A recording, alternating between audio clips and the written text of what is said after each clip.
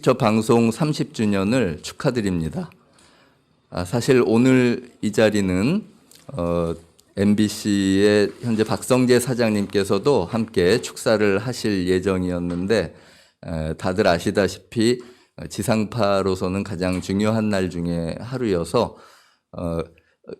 그럼에도 불구하고 오후에 이제 시간을 내서 와서 함께 축사를 해주시기로 하셨는데 이제 지금 방역 단계상 저희가 만류를 드려서 제가 대신해서 축사를 하게 되었습니다. 이렇게 30주년이라는 뜻깊은 세미나를 저희 언론정보학회에서 맡아서 하게 돼서 그 점 매우 영광스럽게 생각합니다. 이 세미나는 작년에 이제 저희 집행부에서 당시 최승호 사장님을 찾아뵙고 그리고 이제 시사교양제작국의 또 김환균 위원장님과 박건식 당시 CP님 등등하고 이제 의논을 해서 이렇게 기획을 하게 됐는데요. 올해 들어서 이제 사실 4월에 하려고 했다가 코로나 사정으로 계속 미뤄지다가 이번에 조직위원회에서 이제 잘 구성을 해주셔서 이렇게 성사가 됐습니다. 이 자리를 빌어서 김예란 조직위원장님께도 감사를 드립니다. 1990년대라고 할 것 같으면은 87 이후에 어떤 민주화의 진전 또 한국 사회의 문화의 변화라고 하는 것이 이제 점점 시작이 되던 시기였는데요. 그 당시에는 1991년도에 PD수첩을 통해서 우리 눈에는 바로 시민들이 주인되었다고 하는 것이 무엇인지 하는 것을 TV 수상기를 통해서 확인할 수가 있었습니다. 이런 중요한 역사적 의미를 갖는 PD수첩에 대해서 오늘 훌륭하신 전문가분들과 또 현업계의 전문가분들을 모시고 이렇게 세미나를 하게 됐는데 이 자리가 또 한 번의 PD수첩의 역사의 한 현장이 앞으로 되기를 기원하면서 축사를 마치겠습니다. 감사합니다.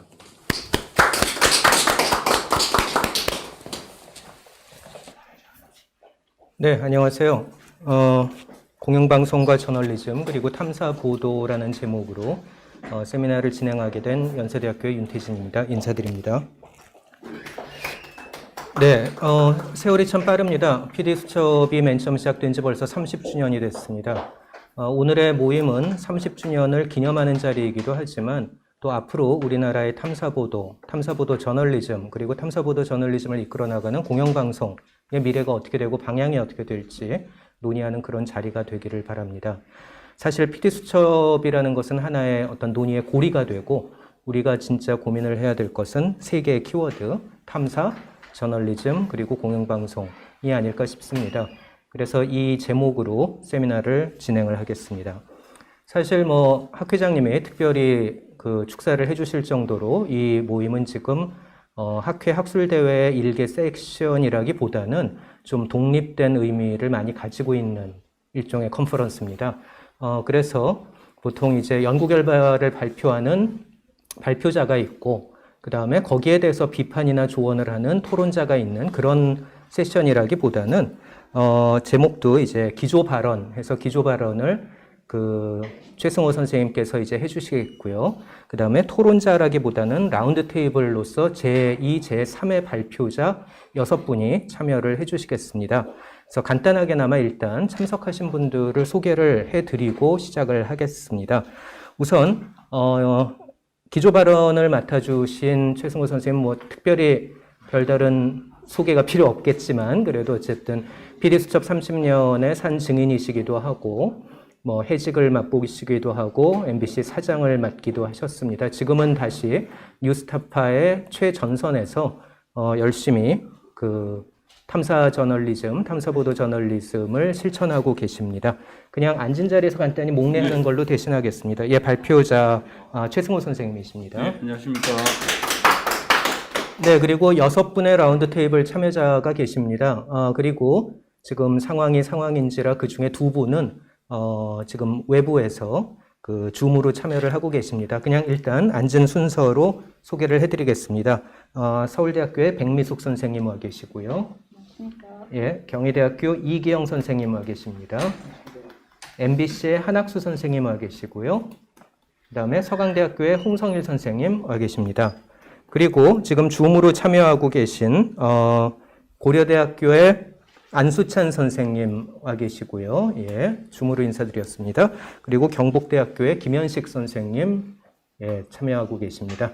예, 감사합니다. 참석하신 6분 토론자, 제2, 제3의 발표자분들은 다 이 방송 저널리즘에 깊은 관심을 갖고 연구를 해오신 분들이기도 하고 특히 몇 분은 뭐 기자와 PD, 현업으로서 굉장히 많은 경험을 갖고 계신 분들이기도 합니다. 좀 형식에 대해서 간단하게나마 말씀을 드리고 시작을 할까 합니다. 최승호 선생님이 발표를 기조 발언을 하시는데 아마 20분 정도, 뭐 조금 길어지면 25분 정도 걸릴 거라고 생각을 합니다. 예, 그리고 이어서 그 라운드 테이블 참여자분들께서 이야기를 해주시는데 한 7분 정도밖에 시간을 드릴 수 없을 것 같습니다. 그래서 가급적이면 좀 시간을 지켜주시고요. 그 줌으로 참여하시는 분들이 계시기 때문에 좀 순서를 그 책에 있는 것과는 조금 다르게 했습니다. 그래서 백미숙 선생님이 먼저 해주시고요. 그리고 이기형, 한학수, 홍성일 선생님 순서로 먼저 여기 와 계신 대면으로 와 계신 선생님들의 이야기를 먼저 듣겠습니다. 그리고 이어서 지금 외부에서 참여하고 계신 안수찬, 김현식 두 선생님의 토론을 듣고 남는 시간 동안은 다시 한번 우리가 이어지는 좀 토론을 해볼까 합니다. 네, 좀 소개가 길었습니다. 그럼 일단 저희가 기조 발언을 듣도록 하겠습니다. 최승호 선생님 발표문 있습니다만은 이제 이 자리에서 편하게 다시 한번 우리가 들을 수 있는 기회를 가져보죠. 예, 부탁드립니다.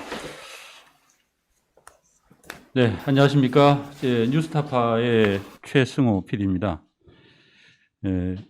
PD수첩 30주년을 맞아가서 이렇게 공영방송과 저널리즘, 탐사보도라는 주제로 뜻깊은 토론을 가지는데 참여하게 돼서 영광입니다. 저는 뭐 PD수첩과는 저 자신이 느낄 때 뗄래야 뗄 수 없는 관계라고 스스로 느끼고 있습니다.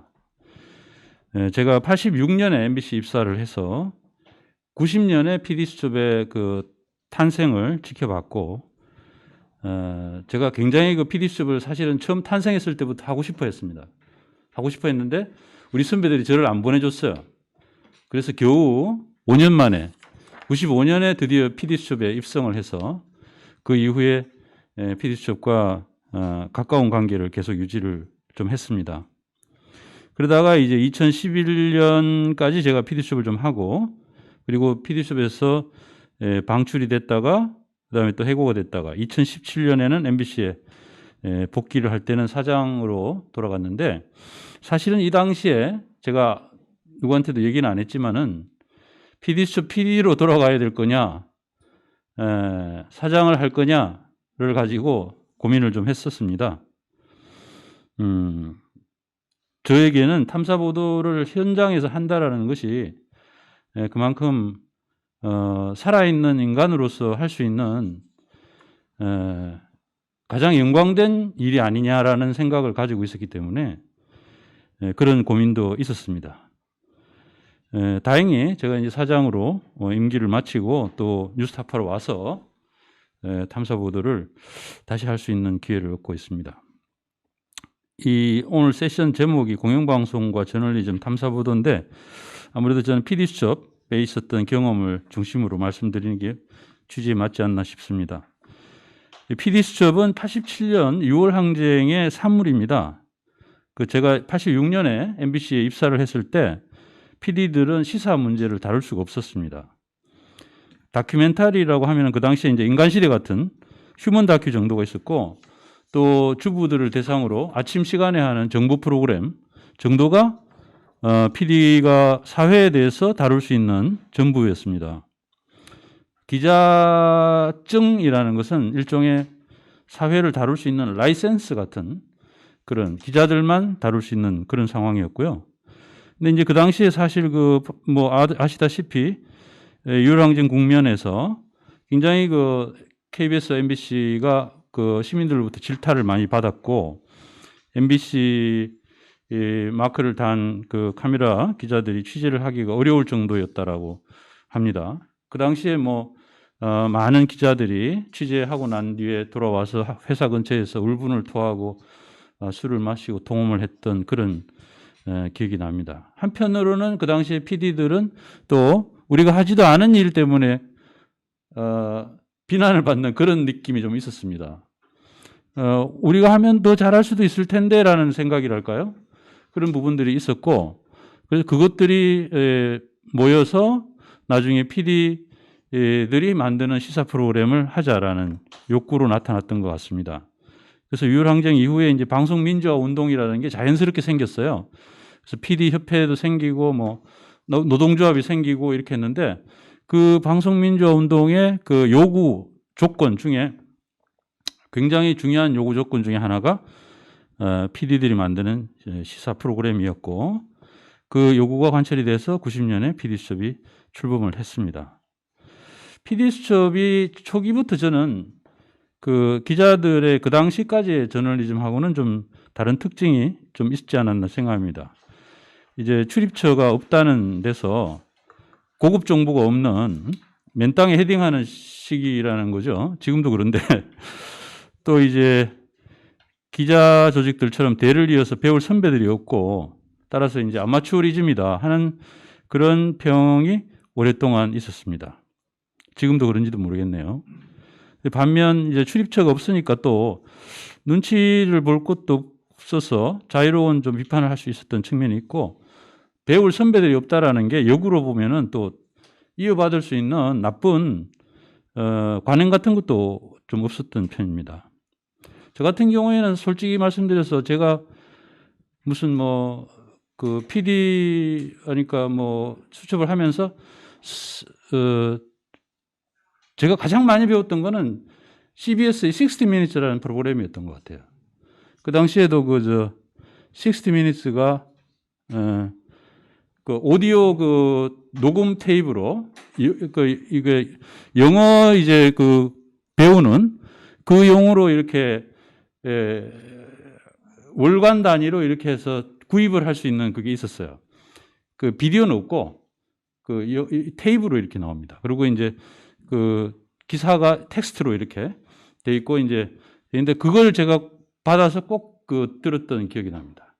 근데 그런 것들을 통해서 그 최고로 말하자면 그 당시 60 Minutes는 알려진 프로그램이었으니까 정말 제대로 된 저널리즘이 뭔가라는 것을 그때 당시에 60 Minutes를 통해서 배웠던 것 같습니다.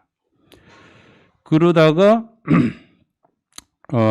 그리고 또 한 가지 제가 강조드릴 수 있는 부분은 작가들과의 협업을 통해 가지고 시스템 취재를 한다는 게 강점이다라는 측면이죠. 이게 이제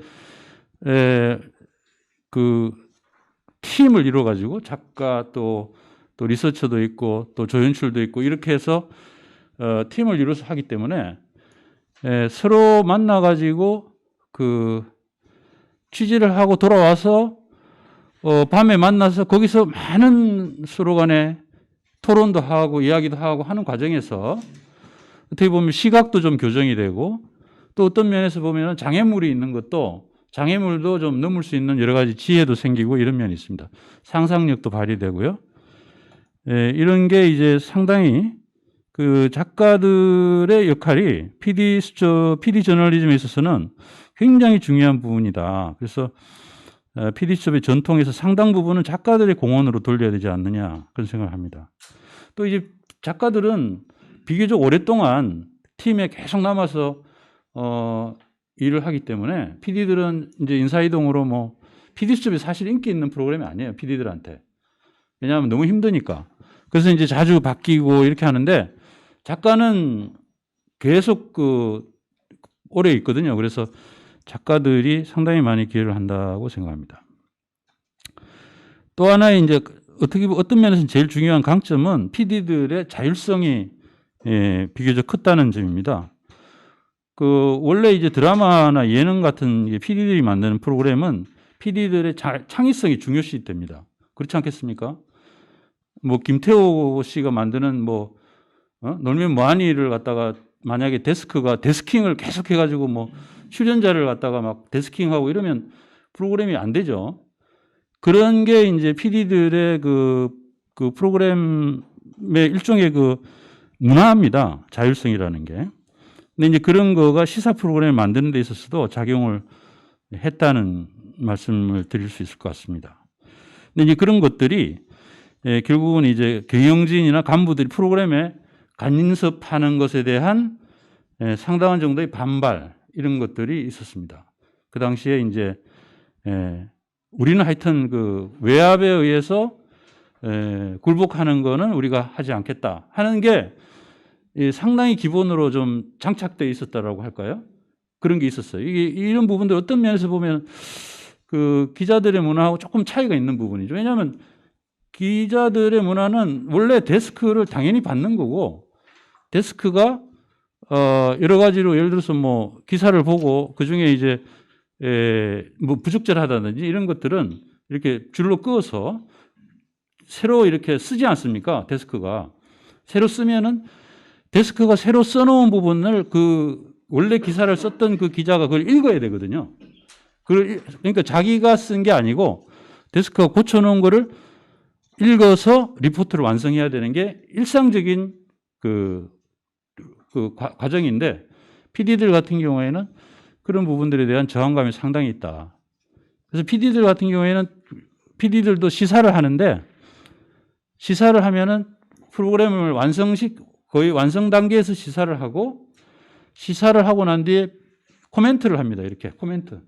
이거는 좀 아닌 것 같다라든지 뭐 국장이라든지 부장이 코멘트를 이렇게 하죠. 코멘트를 하면은 팩트가 틀린 거 혹은 뭐 이런 부분들에 대한 지적들은 당연히 바꿔야 되는데, 그것을 결국은 담당 PD가 소화를 해서 그걸 만든 사람이 소화를 해가지고 최종적인 걸 만드는 겁니다. 그러니까 이거는 이렇게 빨간 줄 그어가지고 거기다가 이렇게 고친 단어나 문장을 써서 바로 이렇게 해야 하는 이런 데스크 방식과는 좀 차이가 있는 방식이라고 할 수 있습니다.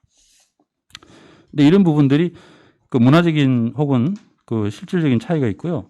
그래서 그 부분에서 이제 처음에 우리 농촌 이대로 둘 수 없다라는 프로그램이 갑자기 사장이 방송을 연기시키는 상황이 발생해가지고, 이때 시작된 지가 이때가 한 넉 달 정도 됐나요? 90년 5월 달에 시작했으니까 9월 달에 제작 거부를 바로 해가지고, 그때 당시에 PD들이. 그래서 노조 위원장하고 사무국장하고 해고되고, 이 당시에 이제 PD들이 몽땅 다 바뀌는 그런 홍역을 겪었습니다. 굉장히 초기부터 어떤 면에서 보면은 이렇게 생긴 지 얼마 되지도 않았는데 그 사장이 방송을 못하게 할 정도의 프로그램이 나왔다는 것은 그만큼 어떤 면에서는 빨리 정착했다는 얘기도 되겠죠. 그래서 이제 이때 이후부터는 상당히 어려운 기간을 상당히 겪긴 했었습니다. 근데 이제 이런 것들이 PD수첩의 어떤 정체성은 사실은 노동조합이라는 거하고 아주 긴밀하게 연결이 되어 있습니다. PD수첩의 PD들은 사실은 뭐 MBC 전체로 보면은 한 줌이죠, 한 줌. 뭐 MBC가 몇천 명의 사원들 중에서 PD수첩 PD라는 것은 초창기에 6명에서 8명이었으니까요. 한 줌인데, 어쨌든 그 PD들이 자유로운 저널리즘을 할 수 있도록 해주기 위해서 나머지 이제 노동조합의 조직들이 계속 이제 백업을 해주는 겁니다. 그래서 뭐 예를 들어서 나중에는 이제 92년에는 뭐 어마어마한 50일짜리 파업도 하고 이러는 거거든요.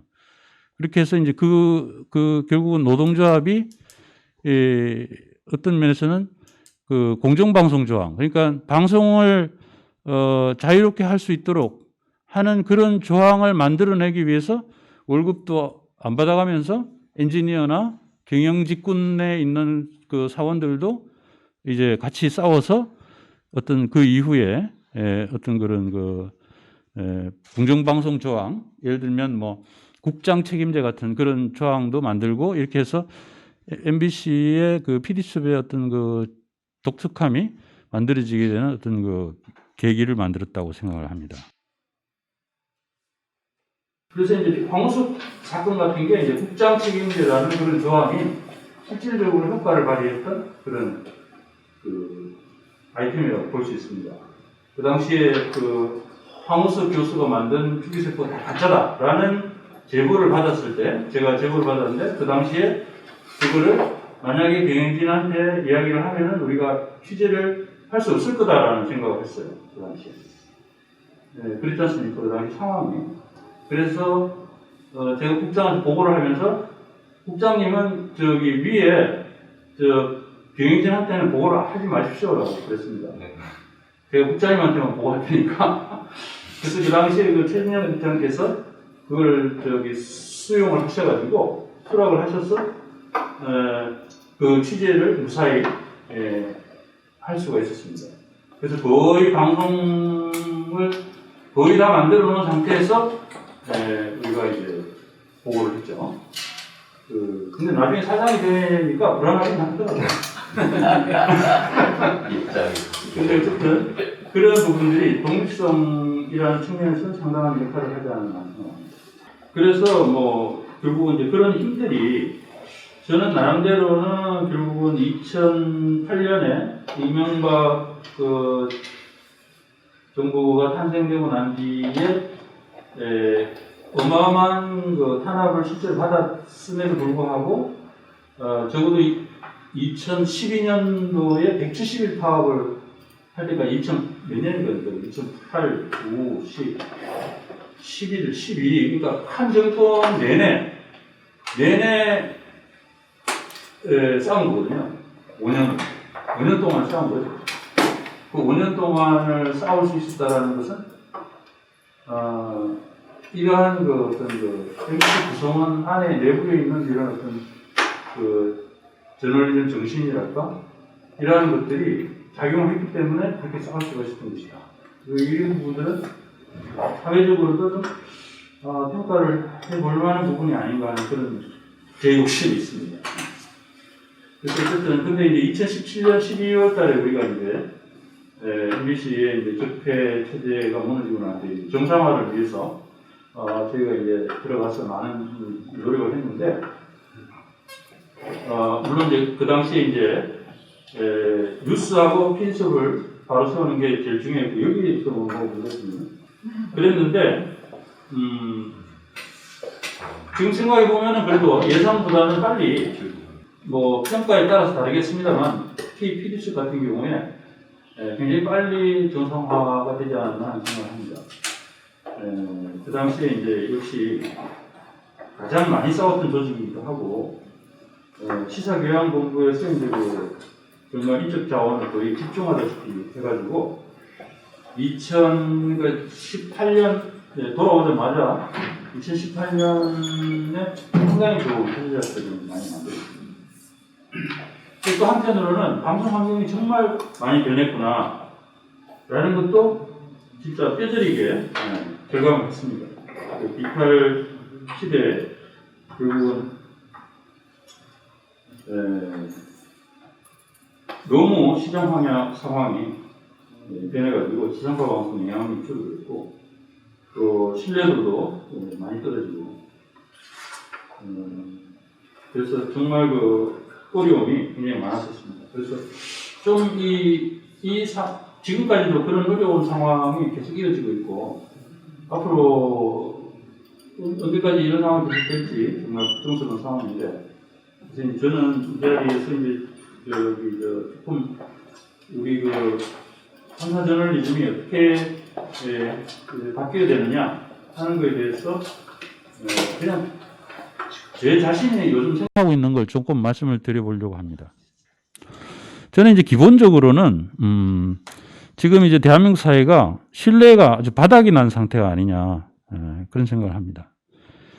오늘 아침에도 어떤 뉴스를 보니까 역학조사하는 분이 역학조사하시는 조사원이 자기가 접촉자다 혹은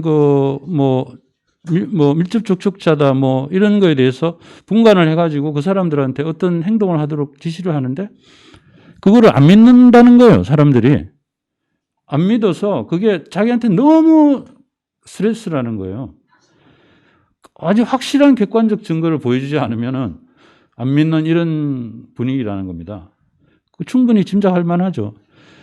그런 상황이니까 언론이 무슨 말을 하는데 언론의 보도를 사람들이 그걸 갖다가 자기의 정치적인 성향에 따라서 그걸 과연 믿겠느냐라는 부분은 진짜 정말 쉽지 않은 상황이다라는 생각을 하게 됩니다. 그럼 언론이 신뢰를 완전히 이렇게 세계 최저의 신뢰도인 상황에서 뭘 근거로 그럼 우리 사회는 어떤 문제에 대해서 합의를 하고 그걸 토대로 한 어떤 그 결정을 하고 그 새로운 우리 사회의 모습을 바꿔서 나갈 수 있느냐? 우리는 민주주의의 근거를 지금 거의 상실해 나가고 있는 거 아닌가 하는 그런 걱정을 상당히 많이 하게 됐습니다. 이런 상황에서 우리 탐사보도는 어떻게 되겠느냐라는 거에 대해서는 뭐 탐사보도뿐만 아니라 공영방송 저널리즘이라는 게 거의 유일한 희망이다라고 저는 생각을 하는데 일단은 정확성에 있어서 진짜 어마어마한 그 노력을 기울여야 된다. 뭐 대충 좀 긴지만지 모르는 정도의 상황을 짐작만 가지고 하는 과거의 어떤 방식은 정말 원래 PD수첩은 안 그랬는데 진짜 문제고 이건 정말 확립해야 될 것이다. 그리고 사실을 획득해 나가는 과정에 있어서의 취재윤리가 지금보다 좀 더 포용적으로 여러 구성원들 이야기를 들으려는 자세를 취재자가 갖는 그런 저널리즘이 돼야 되지 않느냐.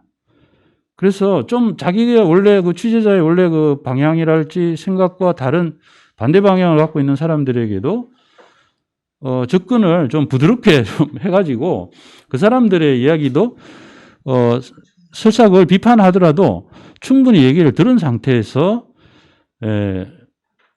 비판을 해서 할 때는 자기 이야기가 어쨌든 많이 들어가 있으면은 충분히 들어가 있으면은 비판을 받는 입장에서도 턱없이 느끼지는 않는 것 같아요. 턱없이 느끼지는 않아요. 그리고 또 중간쯤에 있는 분들이 볼 때는 양쪽 입장을 비교해 볼 수 있는 부분이기 때문에 좀 더 그런 열린 자세가 필요하지 않냐 하는 생각을 합니다. 그리고 이제 또 한 가지는 이 공영방송의 특히 탐사저널리즘이라는 거는 정말 그 어떤 면에서는 혜택을 받은 저널리스트들이 하는 겁니다. 왜냐? 충분한 자원을 주고 충분한 시간을 주고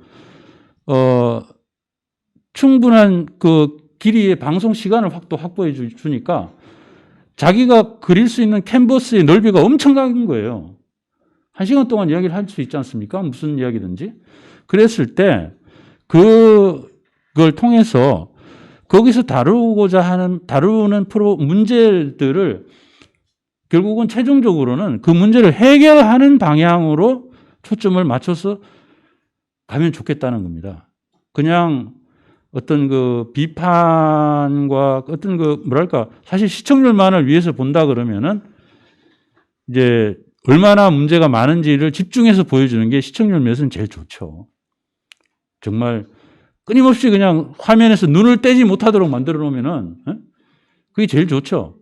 그렇지만 지금 현재의 우리의 상황이라는 것은 그런 거 갖고는 옛날에는 그렇게 해도 그렇게 문제점을 만들어 가지고 이렇게 드러내 놓으면 그래도 보는 사람들이 여러 다각도로 이렇게 해서 여론이 모아져 가지고 어떤 해결점이 만들어졌었는데 지금은 그런 정도로는 좀 곤란하지 않느냐. 좀 더 해결의 방법까지 제시를 해주고 구체적으로 해결할 수 있도록 저널리즘이 좀 더 노력을 해야 되겠다.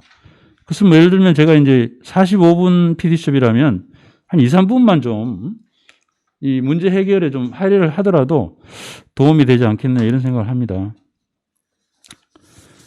그리고 이제 마지막인데 시간이 뭐 25분 내에는 끝나겠네요.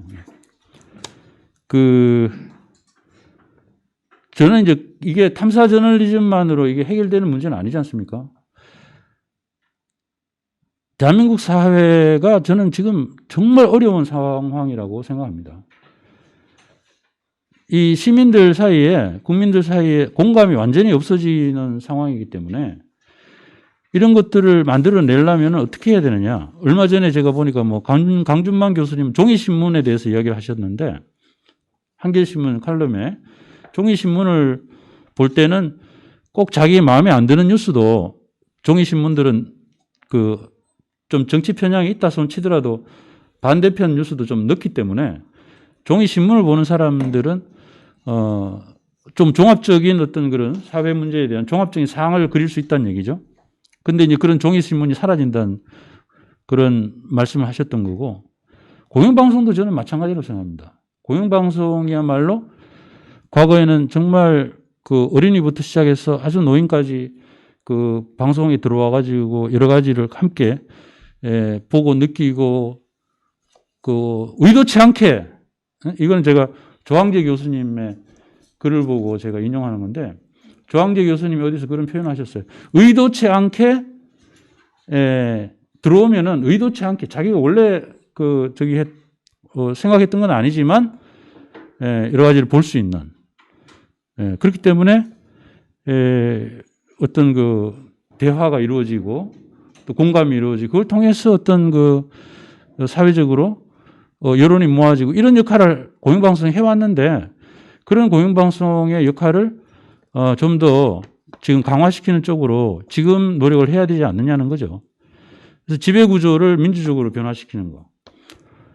이건 뭐 말할 것도 없이 정말 중요한데, 지금 이제 정부 여당은 지금까지도 아무런 일도 안 하고 있고, 어떤 면에서 보면 제가 느낄 때는 이거 현 상황을 상당히 즐기고 있는 거 아닌가라는 그런 생각까지 들 정도입니다.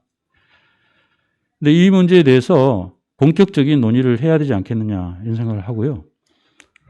두 번째는 이제 공영방송의 재원 문제를 좀 해결해야 된다는 겁니다.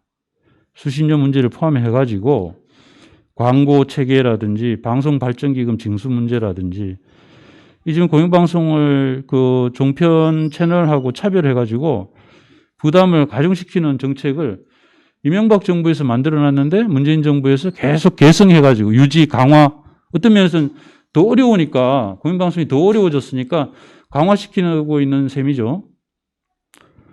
근데 이런 부분에 대해서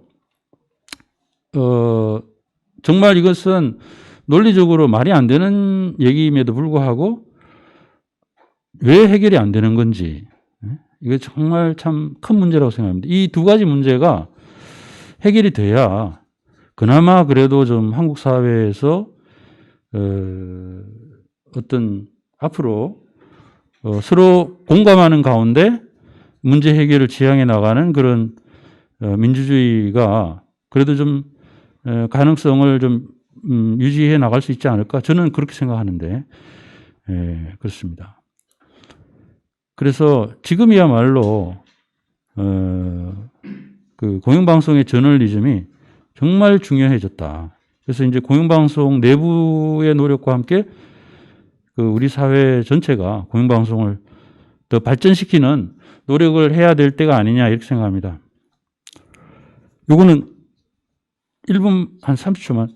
요게 조항재 교수님 책에서 제가 베꼈는데, 요 너무 표현이 좋은 것 같아가지고 한번 읽어보면은, 공영방송은 스스로 선택하는 인터넷의 시대에 공동체의 안위에 꼭 필요하지만 잘 찾지는 않는 정보나 남의 목소리를 의도하지 않더라도 텔레비전의 여러 프로그램을 보면서 꼭 원하지는 않지만 자연스럽게 지식이나 정보 등을 얻을 때 상황을 묘사하는 용어랍니다. 이 의도하지 않더라도. inadvertently라는 영어 용어인가 본데요. 들을 수 있게 해주는 그런 몇 안 되는 계기다. 그 정치와 병행되면서 지극한 편향을 가진 신문, 남을 포용하기보다 자기 말하기 바쁜 인터넷, 또 젊은 층에 의해서 진보적으로 활용되기도 하지만 기본적으로 사적 성격을 띠면서 냉소적인 집단 행동의 위험성이 내재된 SNS, 이런 언론 미디어에 의해 포위된 정당과 의회 등으로 이루어진 한국적 환경은 공영방송의 역할을 매우 필요로 한다. 예. 그래서 공영방송의 역할은 정말 강조를 좀 해야 되는 시기가 아닌가 이런 생각을 말씀을 드리면서 이 정도로 하겠습니다. 3분 오버했습니다. 네. 네, 감사합니다.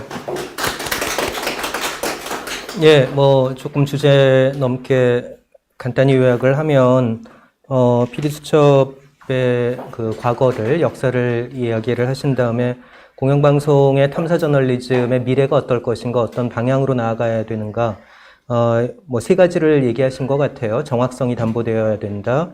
그리고 취재윤리가 중요시되어야 한다. 마지막으로 고발 저널리즘보다는 문제 해결 저널리즘을 지향해야 된다라는 점을 얘기하셨고요. 조금 아쉬움 섞어서 제도적 문제도 얘기를 하셨습니다. 그래서 공영방송의 지배구조가 좀 더 민주화됐으면 좋겠다. 그리고 공영방송의 재원 문제가 해결했으면 좋겠다. 아마 시간이 더 있었다면 더 아쉬운 점을 많이 말씀하셨겠지만 가장 굵직한 두 가지 아쉬움을 토로를 하시면서 발표를 마무리하셨습니다. 저희가 토론자가 많이 계십니다. 연구자도 계시고요. 특히 PD수첩에서 오래 현장에서 일을 하셨던 한학수 PD님도 나와 계시고 기자 생활을 오래 하신 안수찬 선생님도 계십니다. 그래서 사실 순서를 좀 어떻게 할까 고민을 해봤는데요.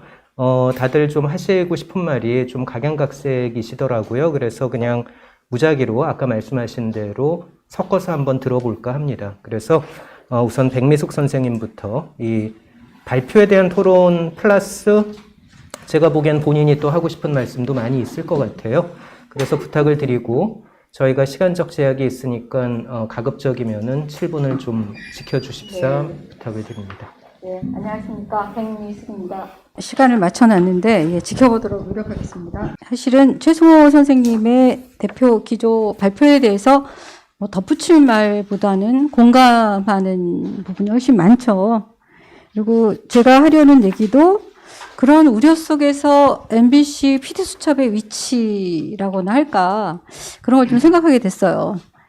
이렇게 미디어 생태계가 급변하고 또 지상파 방송을 우연이라도 보는 사람의 숫자도 너무나 줄어들고 이러는 가운데 또 적은 인원과 크게 더 많은 지원이 있지도 않은 상태에서 어떻게 이 프로그램이 계속될 수 있을 것인가 라는 고민인데요. 그래서 제가 또 역사 연구를 하는 사람이어서 PD수첩에 이제 그동안 발간했던 책들이 많더라고요. 그래서 좀 무슨 얘기를 할까 좀 고민을 하다가 봤는데요. 사실 90년 5월 8일에 피코 아줌마 열받았다 그 첫 방송을 제가 본 사람입니다. 이 얘기를 하면은 좀 부끄럽죠. 나이가 많구나. 뭐. 근데 그때 인상은 제목도 너무 인상적이었어요. 피코 아줌마 열받았다. 이런 제목을 쓸 수 있다니. 역시 MBC의 감각이 있지. 제가 또 드라마를 좋아해서 MBC에 거의 고정시켜 놓다시피 한 채널에서 우연히 봤는데 제목도 너무 괜찮았고 지금도 그날의 그 아줌마들이 이 피켓을 들고 막 소리 높여 외치는 이게 90년이라는 거 기억하셔야 됩니다. 그런 장면이라는 것의 임팩트는 지금까지 30년이 지난 후에도 살아있을 정도니까 굉장히 카메라 화면도 감각적이었고 제목도 좋았고 모든 것이 새로웠었어요. 그래서 그 기억을 되살려서 지금도 PD수첩이 그렇게 새로움을 가지고 있는가 라는 이제 질문이 이제 먼저 배치해 보겠습니다. 1월 90년에 섰을 때 사실 90년은 이런 프로그램들이 나왔지만 한국 방송의 역사에서 봤을 때는 정치, 사회, 문화적인 지형이 별로 좋지 않았을 때였어요. 3당 합당 후에 민자당이 출범하고 90년 4월 민주화, KBS 민주화운동 파업이 사실상 크게 승리하지 못하고 석연 사장 체제가 되고 이런 속에서 PD와도 굉장히 무력감을 호소하던 시기였는데 그 무력감을 벗어나고자 동종 제작자 프로그램 협의회라는 걸 만들어서 KBS 뉴스비전 동서남북 팀과 MBC PD수첩 팀, 그다음 CBS 팀 이렇게 여러 방송사들이 이제 만나서 이때는 아직 SBS가 없을 때죠.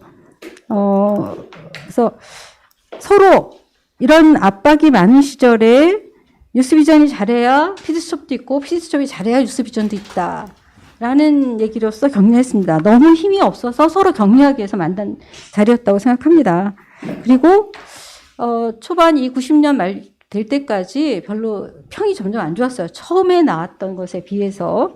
자세한 사항을 얘기하기는 출근이 너무 짧기 때문에 두 번째 풍경으로 넘어가면 그러고 시작한 지 2년 만이 안 돼서 90년 그 9월 1일에 PD는 해결사라는 책이 처음에 나와요. 그러니까 PD 수첩이 이제 사실은 시대의 기록자 역할을 한 거죠. 역사를 매번 썼어요. 오늘 30주년까지 아마 어쩐 면에서 보면 30주년이 제일 조촐한 자리일지도 모릅니다. 책이 아직 안 나왔어요. 책을 준비하고 있지 못하니까. 이게 사실은 현실인 것 같아요. 책을 낼 엄두를 못 내겠다라는 그런 기획이 불가능한 것. 이때 제목이 시사루보 PD 수첩이었습니다.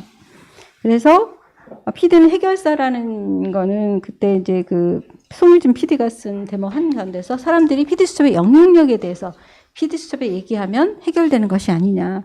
이때 시사루보로서의 이 사회고발 프로그램들은 사회적 영향력과 더불어 민원을 해결해 주는 것 같은 시청자들에게 그러한 영향들을 많이 미쳤죠. 근데 이 책의 그 뒷부분에 강준만 선생님이 한 3페이지 정도 아주 짧은 글을 씁니다. PD 저널리즘이라는 언급을 처음 했어요.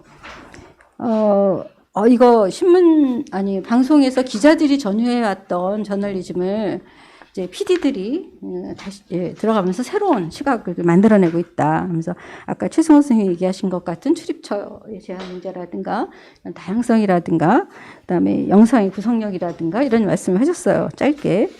근데 사실 이때쯤이면은 신문에서도 PD 저널리즘이라는 얘기가 이제 나왔습니다. 박성수 기자가 8월 26일 날 쓴 기사에서 보면 이때 PD 저널리즘이 갖고 있는 가장 큰 차이는 PD들이 시각과 해석, 가치관을 그대로 보여주는 점이 가장 큰 차이다라고 강조했습니다. 출입처 무엇인가를 떠나서 기자들이 가지고 있던 스트레이트성의 일종의 객관주의 저널리즘이라는 것이 갖고 있는 문제점들의 반대편에 PD 수첩 같은 프로그램들을 이제 배치했는데요. 저는 이런 기사가 나오게 된 게 한편으로는 기동 취재 현장이라는 프로그램이 KBS에서 뉴스비전이 이제 폐지되고 생겼고요. PD 수첩, 그것이 알고 싶다. 이래서 굉장한 시너지 효과를 만들었습니다. 많은 사람들이 3개 방송사의 3개 PD 이 프로그램들을 기자들도 기사를 많이 썼습니다. 그러니까 이거는 제가 아까 동종제작자 프로그램 얘기했던 것처럼 역시 흐름을 타고 같이 가야지 하나만 잘해서는 안 되는구나 하는 이제 그 얘기와도 좀 연결이 되는 것 같습니다. 그러니까 상업방송조차도 일종의 사회 고발성 혹은 심층 기획 프로그램을 해야지만 시청자 관심을 이끌 수 있겠구나라는 분위기를 만들었죠. 수렴 효과를 많이 준 것 같습니다. 그 다음에 이제 PD 수첩이 프로듀서 저널리즘이란 말을 이제 쓰고 책 제목으로 만들어낸 게 10주년 기념 책자였었어요. 이제 그러니까 장기적이고 심층적인 기획 보도물, PD 저널리즘, 프로듀서의 개성과 휴머니티가 살아나는 방송 저널리즘의 추구, 이런 이제 얘기가 나옵니다. 사실 이런 것들을 보면 벌써 7분이 다 돼가네요. PD 수첩이 갖고 있는 지향성이 저널리즘이라는 언어로 분명하게 영시된 거는 이때 책자인 것 같고요. 이때 이런 책자들이 보여주는 건 PD 수첩 제작진들이 어떤 인식 속에서 이제 시간 다 됐다고요. 1분만 더 쓰겠습니다. 어떤 인식 속에서 이 프로그램을 만들고 있는가를 잘 보여주겠습니다. 특히 학계에서의 분석과 기자들의 체험을 이제 같이 실은 건 이 책이 처음이었어. 그 전까지는 에피소드 중심들의 얘기들을 많이 했다면. 그리고 이제 2018년에 PD수첩이 팩트체크와 실명 보도를 원칙으로 저널리즘의 원칙을 고수하겠다는 방향성을 이제 제시하고 2018년 새로운 팀으로 출발했습니다. 이 출발점이 사실은 희망적이지만 않다라는 게 아마 오늘 많이 얘기될 것 같고 저도 그런 점에서 얘기를 하는데 실제 시청률과 그다음에 화제성 같은 것이 많이 낮다는 거죠. 작년에 PD수첩이 추적 60분이 폐지가 됐습니다. 화제성이 없고 영향을 미치지 못하는 것 같다. 그나마 PD수첩이 갖고 있는 영향력은 지금 제작진이 갖고 있는 희생정신과 불굴의 그 노력에 의해서인 것 같아요. 페이스북에 좋아요도 누르고 이랬습니다만 한 가지 제가 이 PD수첩을 이제 어제 이제 몇 주간 거를 모니터하는 식으로 보면서 90년에 봤던 그러한 새로움과 임팩트 있는 화면과 지금의 시청자를 끌 수 있는 매력이 어떤 것일까 같은 고민을 좀 하게 됐습니다. 그래서 이제 그 얘기를 그냥 말문을 던지고요. 정통 탐사 보도 저널리즘을 얘기하는데 사회고발, 시사기획, 르포, 현장 취재, 심층보도 이런 언어들을 통해서 오늘날 정통 탐사보도 저널리즘이라고 자신의 정체성을 얘기한 PD수첩은 실제 취재와 프로그램 제작 과정에서 어떤 내재적 변화를 거쳐왔는가라는 좀 질문을 좀 드리고 싶었어요. 그러니까 실제로 탐사보도가 갖고 있는 지향성, 탐사보도가 가져야 될 취재의 방식 같은 것들이 30년 전부터 오늘에 이르기까지 어떠한 변화의 과정을 거쳐왔는가. 그리고 앞으로 사실 그런 변화를 만들어내고 새로운 시청자들에게 20대, 30대 시청자들에게 피코하즈나 열받았다를 볼 때와 같은 임팩트를 주기 위해서 해야 될 우리의 고민은 무엇인가. 예, 뭐 이런 질문으로 마치겠습니다. 예, 맞습니다. 우리 그 윤미연 PD한테 말씀을 전해드릴게요. 윤미연 PD가 만든 거예요, 피카좀. 네, 고맙습니다. 이어서 곧바로 이기영 선생님 발표 듣겠습니다. 네, 어떻게 말을 시작해야 될지 참 고민스럽더라고요. 뭐, 짧지도 길지도 않은 토론문 쓰면서. 그래서 제가 쓴 글의 제목으로는 PD수첩 30주년에 붙여서 고군분투하는 탐사보도의 역할과 험로라고 썼습니다. 뭐, 저희 연구자 입장에서, 탐사보도의 중요성을 학생들에게 가르치고 있고, 또, 개인적으로는, 추정 60분이라든지 특히 PD수첩의 경우에는 좀, 무겁다는 생각이 들어서 연구하기에, 그래서 제가 그것이 알고 싶다는 생산자 연구를 몇 년 전에 한 적이 있습니다. 그리고 기회가 되면 추정 60분하고 뉴스타파는 꼭 해야지. 그래서 이 말씀을 드리는 이유는 당연히 하려고 노력할 것이다. 예, 뭐 이렇게 공공적인 속성에서 얘기했으니까 나중에 또 탐문을 당할 수도 있겠죠. 시대 정직한 목격자라는 이름으로 참 오래 있었고 몇 달 전에 30주년 맞았는데 사실은 좀 뒤늦게 그걸 발견했고요. 뭐 가능한 한 많이 보고 있는데 참 마음이 많이 복잡합니다. 요새 뭐 저널리즘, 비판 저널리즘 관련해서 활성화된 프로그램들이 소수가 있고 또 아까 최승호 PD님께서 얘기하셨고 이 본문에 인용문을 제가 담겨 있는데 그것부터 먼저 읽고 말씀드리면 뭐 고심이 많이 담겨 있는 부분입니다. 그래서 뭐라고 쓰셨나 하면 우리는 우리의 진정성에 대해 과거보다 훨씬 더 의문을 갖는 시청자들과 만났으며 그들은 심지어 공영방송이 아니더라도 다른 많은 정보 획득원을 갖고 있습니다. 때로는 그 정보원이 허위 정보와 균열 증오를 파는 것이지만 시청자들은 오히려 그 정보를 더 신뢰하며 달콤하게 소개하고 있습니다. 이런 상황에서 공영방송의 탐사 저널리즘은 과연 어떤 모습이어야 하는지 깊은 고민이 필요한 상황입니다. 고민을 하셔야 된다는 말만 하기에는 참 부끄럽습니다. 저희가 연구를 하고 있고 또 나름의 공적 책무의 일부는 공유하고 있다고 생각을 하기 때문이고요.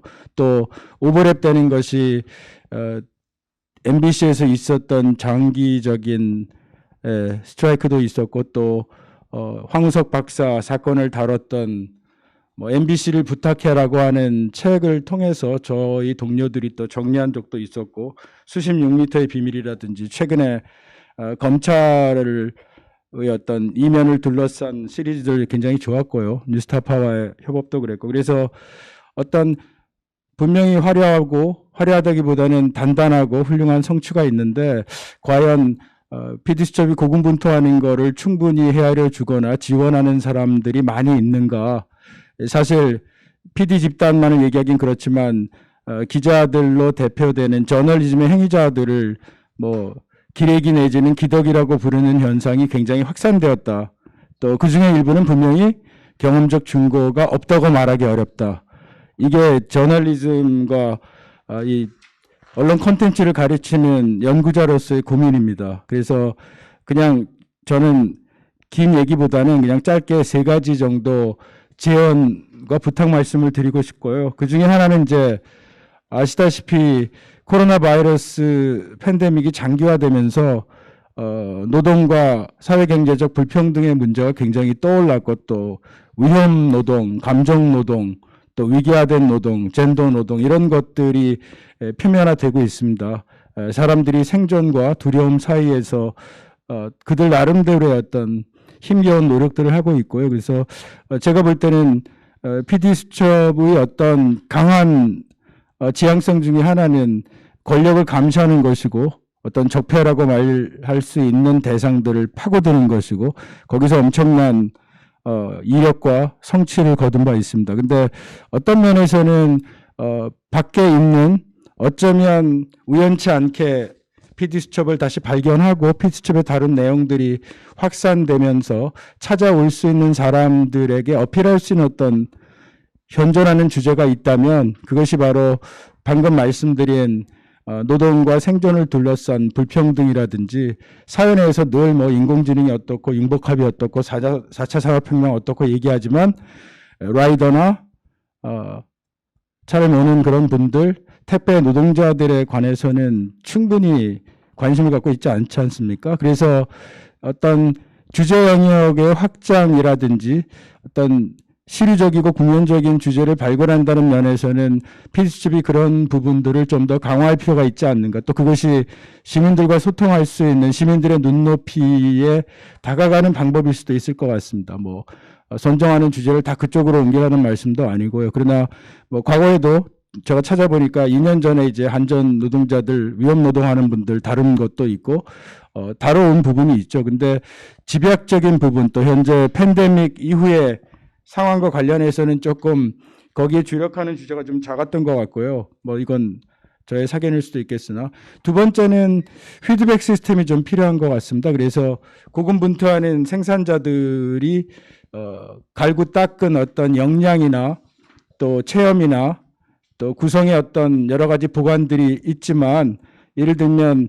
특정 주제에 관해서 나름의 전문성을 갖고 실제 현장에서 뛴 분들이 있습니다. 뭐 반올림이라든지. 그래서 제가 볼 때는 한 두 그룹 정도로 나눠서 그런 전문적인 활동, 한국 사회 내에 다원화된 갈등과 혐오에 대해서 인식이 있는 분들과의 조합을 통해서 어떻게 프로그램의 방향성과 질적인 수준을 유지하고 또 올릴 수 있는지를 주기적으로 좀 검증을 했으면 좋겠어요. 물론 그게 재원도 들 수가 있고 또 그만큼 제작진의 입장에서 피로도가 올라갈 수 있지만 아까 최승호 PD님께서 작가들이 굉장히 오랜 기간 동안 문제들을 파고들고 정리를 해줬고 PD들과의 협업이 좋았다고 하시는데 저희도 가끔 그 작가분들로부터 전화를 받습니다. 그래서 자료를 소개해 드릴 때도 있고 저희의 소견을 밝힐 때도 있는데 조금 더 상시화된 모델로 반올림이 기억났던 것은 변호사, 변리사, 교수, 뭐 유가족들을 비롯해서 상당히 다양한 집단들이 결합된 상당히 꾸준한 또 나름의 노하우를 갖춘 모임이죠. 그래서 PD분들이 전반적인 전문성을 갖긴 어려울 것이기 때문에 그걸 할 수 있다는 생각이 듭니다.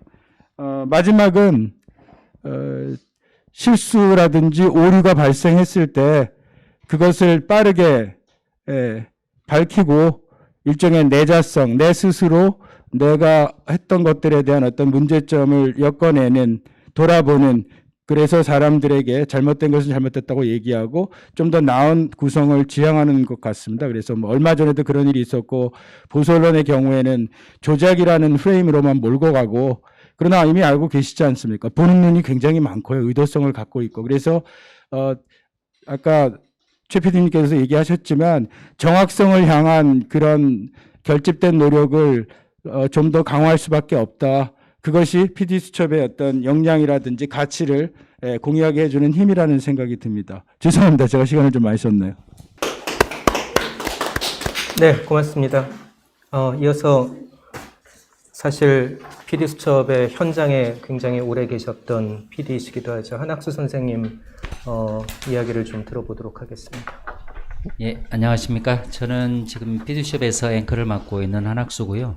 제가 PD수첩에서 일했던 게 2000년에서 2002년 당시에 최진용 부장이 있던 시절에 그 시절에 2년간 했었고 그 뒤에 2005년에 또 최승호 부장을 모시고 또 거기서 한 1년 정도 하면서 황우석 보도를 하게 되었고 그리고 2018년 이제 1월부터 시작해서 올해 이제 3년 거의 채워가네요. 이제 3년 동안 앵커를 하게 되었습니다.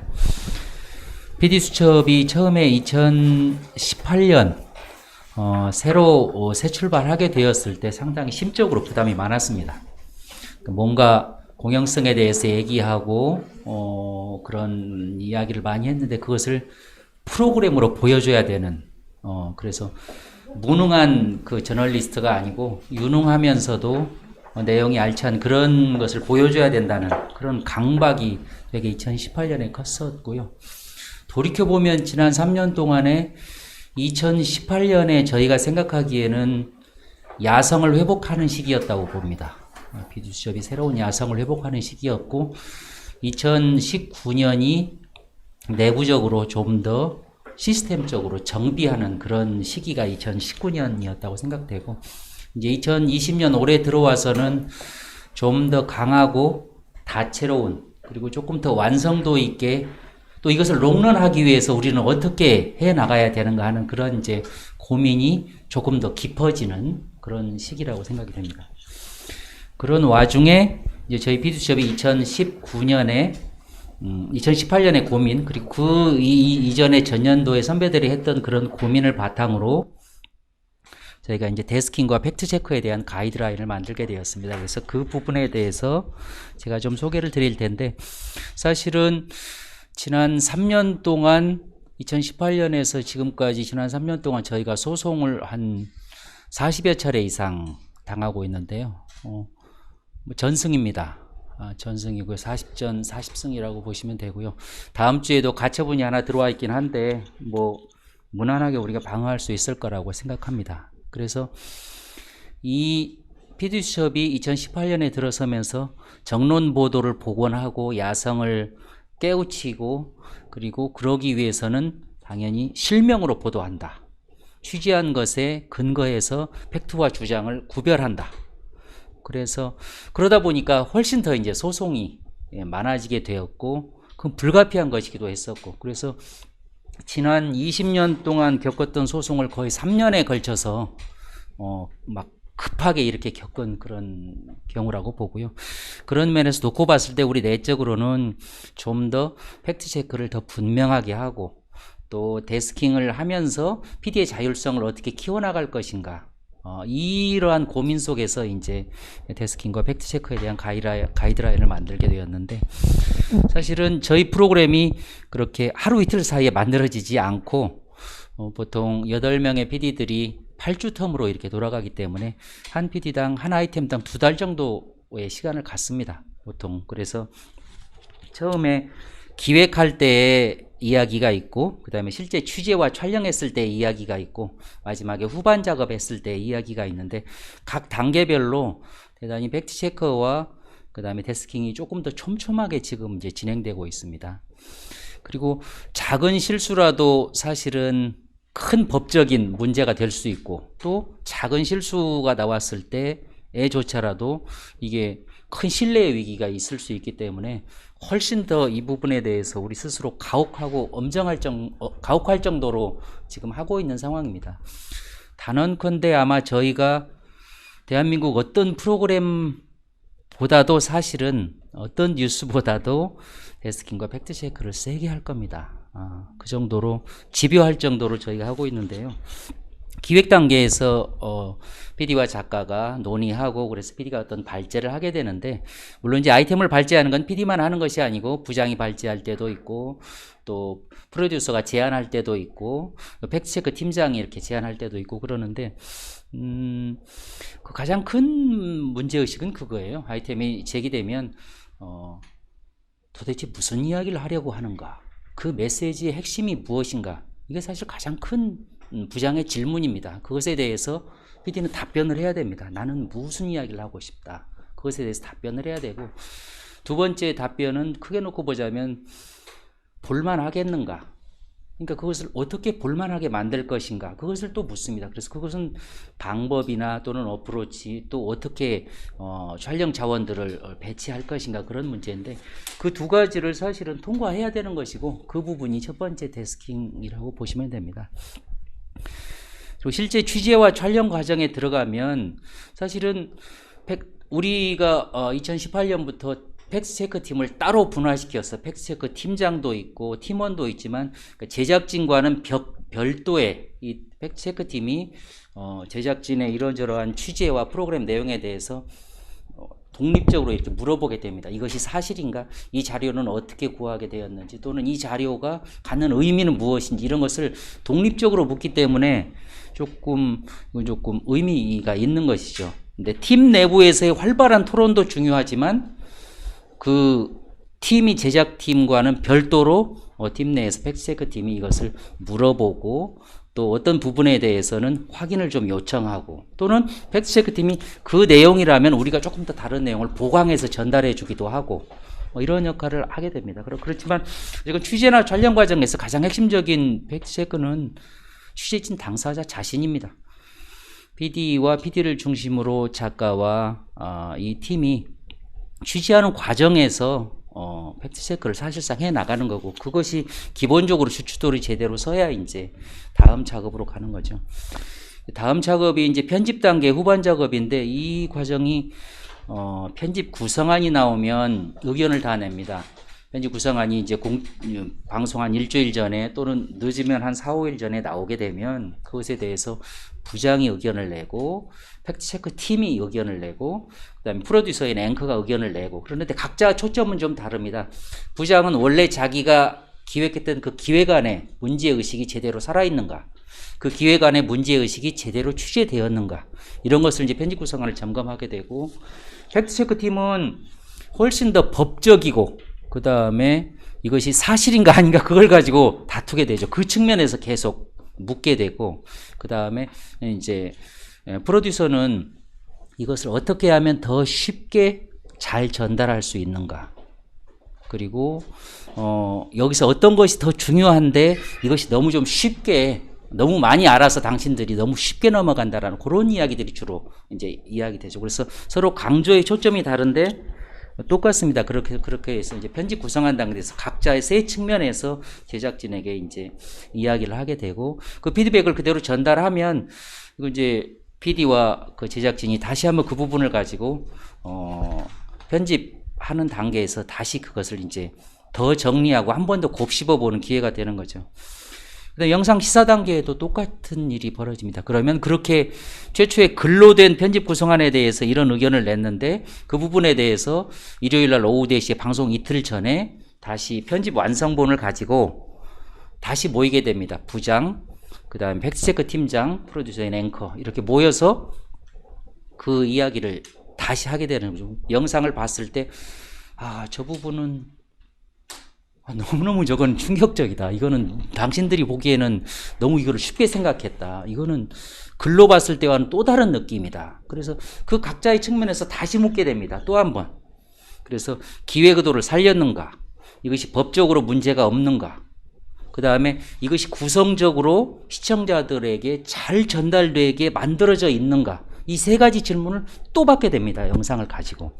그리고 나서 마지막 단계에 이제 스튜디오 녹화, 그 다음에 대본 심의 이 단계는 이제 각자 서로 역할을 하게 되겠죠. 대본에 대해서 나오면은 세 명이 다시 의견을 다 내고 그 다음에 스튜디오 대본이 나오면 또 앵커도 마찬가지 그 부분에서 의견을 내고 이런 여러 과정을 거치고 나서 이제 비로소 뭐 심의부에 냈을 때 뭐 말이 제대로 좋은 말이 되었는가, 방송적인 언어가 구사되었는가 이런 이제 기술적인 부분이 조금 더 거기서 언급이 됩니다. 그래서 사실은 이 시스템의 완비라고 하면 저희는 완비라고는 생각하지 않지만 정말 집요하게 노력하고 있는데 이러한 그 데스킹과 팩트체크라고 하는 것이 프로그램을 롱런하게 만든다. 실수하지 않을 뿐만 아니라 우리 근본이 무엇인가에 대해서 자꾸 점검하게 한다라는 것이고 내부적인 이런 견제 시스템이 있어야만이 프로그램이 반석 위에 서고 오래 갈 수 있다라고 생각하거든요. 재료나 어떤 소재 일시적인 어떤 것만으로 이렇게 커나갈 수는 없으니까 그런 롱런을 위한 큰 밑받침으로 이런 것을 생각했고요. 그래서 이제 이런 데스킹과 팩트체크 가이드라인을 공개하게 된 데에는 우리 프로그램뿐만이 아니고 다른 탐사 보도에서 혹은 또는 뉴스 특별 취재팀에서도 우리가 하는 이런 팩트체크와 데스킹에 대해서 참고하시고 받아들일 부분은 함께 받아들이고 또 우리에게 도움 주실 부분은 함께 도움을 주셔도 좋겠다라는 취지에서 내부 자료인데 공개하게 되었습니다. 그리고 저널리즘을 위해서 도움이 되었으면 하는 생각이고요. 데스킹과 팩트체크와 관계없이 조금 좀 다른 이야기를 부연을 하자면 저희는 탐사 보도 프로에서 지난 3년간 정말 열심히 했고 그리고 이 장르에서 저희는 나름대로 성과를 이루었고 그래서 저희는 한편으로는 역사의 30년이라고 하는 그런 큰 흐름 외에도 다른 한편으로는 이 역할이 있다고 생각합니다. 그래서 이 장르의 어떤 랭킹 1위로서 조금 더 역할을 해야 된다고 생각하고 그래서 우리는 플랫폼으로 이것을 조금 더 열고자 합니다. 그래서 김영민 PD하고 같이 우리가 프로그램을 같이 했었고 독립 PD하고 그다음에 오마이뉴스 팀하고도 같이 4대강 사업을 같이 했었고 뉴스타파와 같이 검사 범죄에 대해서도 같이 했었고 그래서 이 협업이 피디수첩이라는 이 플랫폼을 통해서 한겨레 신문과 같이 하고 싶고 경향신문과 같이 하고 싶고 한국일보와 같이 하고 싶고 또는 기타 모든 독립 PD들과도 함께해서 이 플랫폼에서 조금 더 넓게 활용될 수 있는 그런 역할을 했으면 좋겠다는 생각을 가져봅니다. 시간상 네. 감사합니다. 충분한 시간을 못 드려서 너무 죄송하고요. 이 자리에 와 계신 토론자로서는 마지막입니다. 홍성일 선생님의 짧은 토론을 기대하면서 마이크 넘기겠습니다. 네, 안녕하세요. 홍성일입니다. PD수첩과는 제가 참 인연이 많았던 것 같습니다.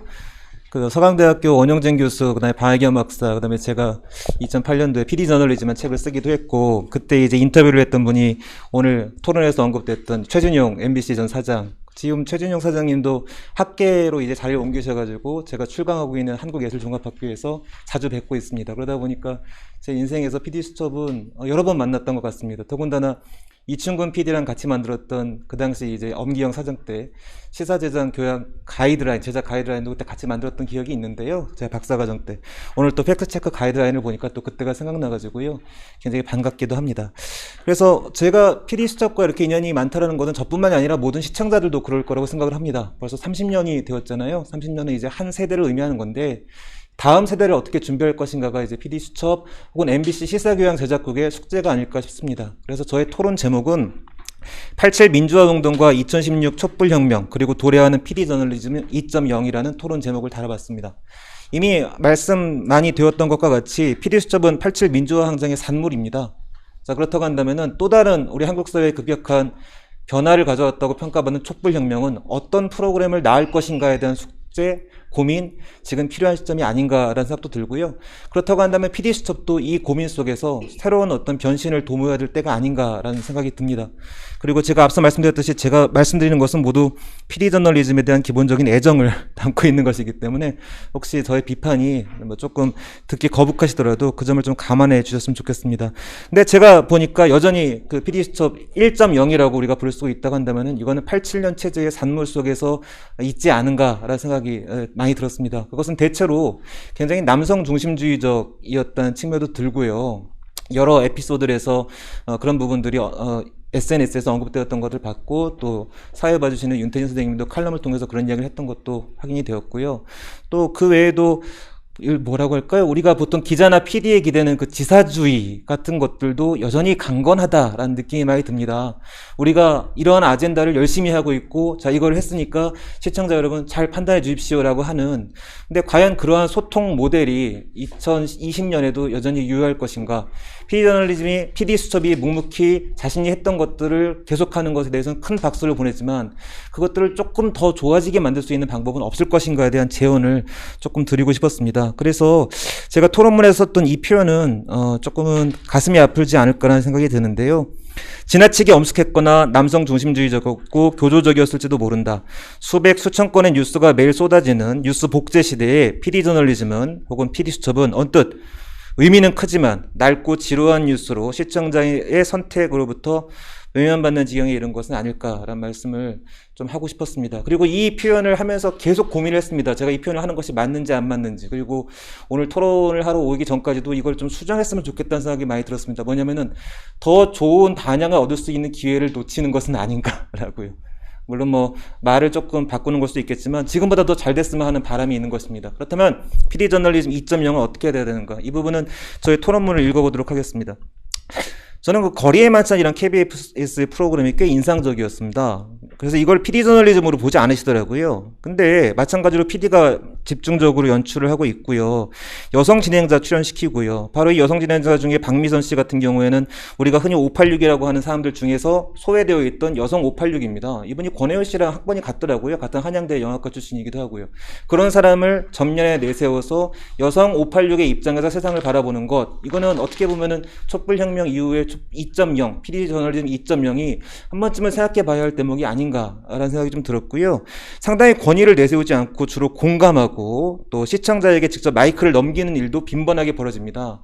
청소년 미투 운동을 다룰 때 청소년들에게 카메라를 쥐어주고 찍어오게 하는 일까지도 과감하게 하는데 이거는 정말 카메라를 넘기는 거라고 저는 생각하거든요. 그러니까 PD가 중심에 서가지고 이런 일이 있습니다라고 알리는 계몽적인 방법과는 또 다른 결을 갖는 것인데 이러한 어떤 새로운 흐름들이 PD 저널리즘 2.0에 반영되었으면 좋겠다는 생각이 드는데요. 한정된 시간이 있기 때문에 저희가 하고 싶은 말을 정리한 마지막 문단을 읽는 것으로 마무리하겠습니다.